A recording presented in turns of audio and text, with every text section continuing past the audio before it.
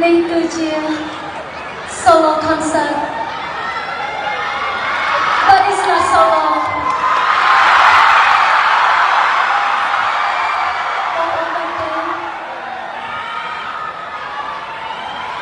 កម្មវិធីទាំងមូលអាចប្រកបទៅបាន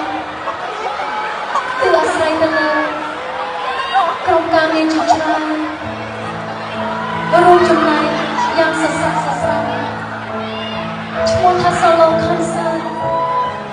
ប៉ុន្តែខ្ញុំពិតជាមានគំស្រួលមួយក្រុមយ៉ាងច្រើន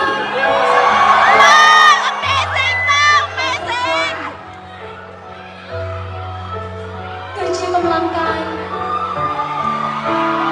គឺជាដៃ Amazing Mom you are the best គឺជាភ្នែក Oh my គ្រប់ god យ៉ាងដែលធ្វើឲ្យកម្មវិធីនេះមានរូបរាង Amazing Oh my god ដល់ពេលនេះចឹង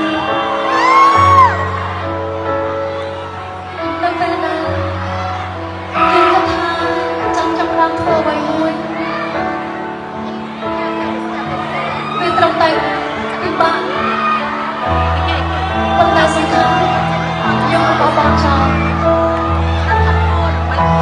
ខ្ញុំសូមអរគុណនិងដឹងគុណទៅកាន់អ្នកគ្រប់គ្រងទាំងអស់គ្នា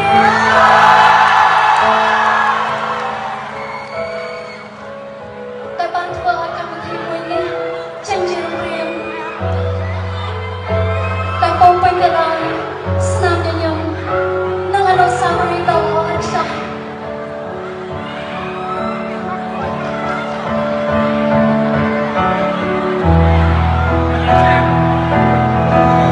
នៅពេលដែលយើងធ្លាប់ជួបបញ្ហា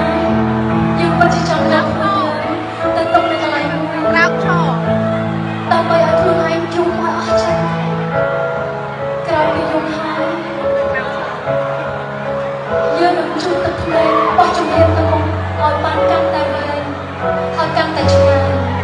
និងមើលឃើញពិភពលោកកាន់តែស្រស់ស្អាតខ្ញុំមានជំនឿបន្តរបស់នេះ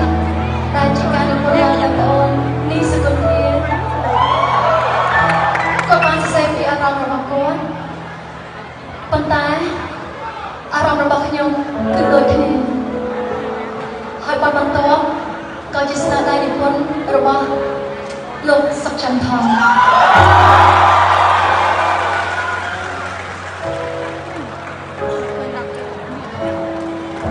ប៉ុន្តែពីបទនោះសូមលាក់ទុកសិនមិនក៏មិនចេញពីក្នុងពេលឥឡូវនេះទេ